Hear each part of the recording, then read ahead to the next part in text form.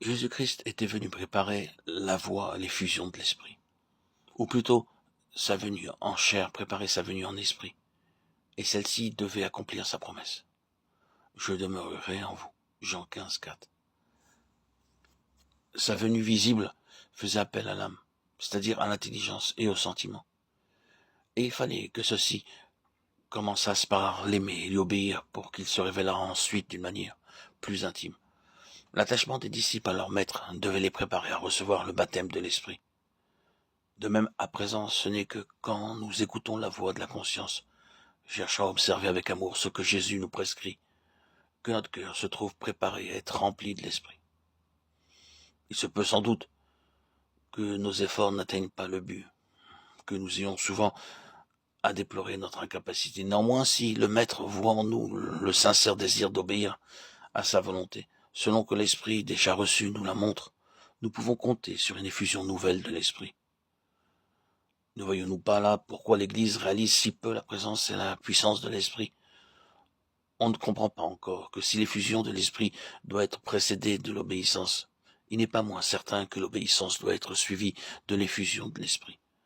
C'est se tromper que de prétendre être rempli du Saint-Esprit avant d'obéir, comme c'est se tromper aussi que de voir dans l'obéissance la preuve d'avoir été rempli de l'Esprit. L'obéissance doit précéder le baptême de l'Esprit. Jean avait dit de Jésus que c'était lui qui baptiserait du Saint-Esprit et de feu. Jésus prépara par une école de 3 ans les candidats pour ce baptême. Avant tout, il se fit aimer personnellement de ses disciples. Il leur apprenait à tout laisser pour lui. Il leur disait qu'il était maître et seigneur. Il leur enseignait à faire ce qu'il leur commandait. Et dans son discours d'adieu, il leur parla à plusieurs reprises de l'obéissance à ses commandements, comme de la condition essentielle qui leur obtiendrait de nouvelles grâces. Il est à craindre que l'Église n'ait pas donné au mot obéissance toute la valeur que Christ lui attribuait. Et ceci est venu de vues erronées sur le danger de la propre justice, sur le désir de faire triompher la libre grâce, sur la domination du péché et l'impossibilité de ne pas pécher, aussi bien que de la répugnance naturelle de la chair à élever le niveau de la sainteté. On prêchait la grâce et la foi, mais on n'insistait pas autant sur la nécessité de l'obéissance et de la sainteté.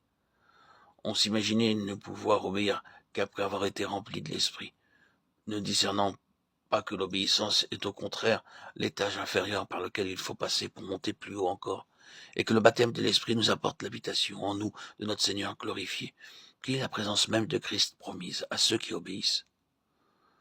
On ne voyait pas que l'obéissance à la voix de la conscience et à chacun des commandements de l'Écriture, quand un mot, servir Dieu d'une manière qui lui soit agréable, Hébreux 12, 28, est le passeport nécessaire pour entrer dans cette vie de l'Esprit qui témoigne de la présence du Seigneur.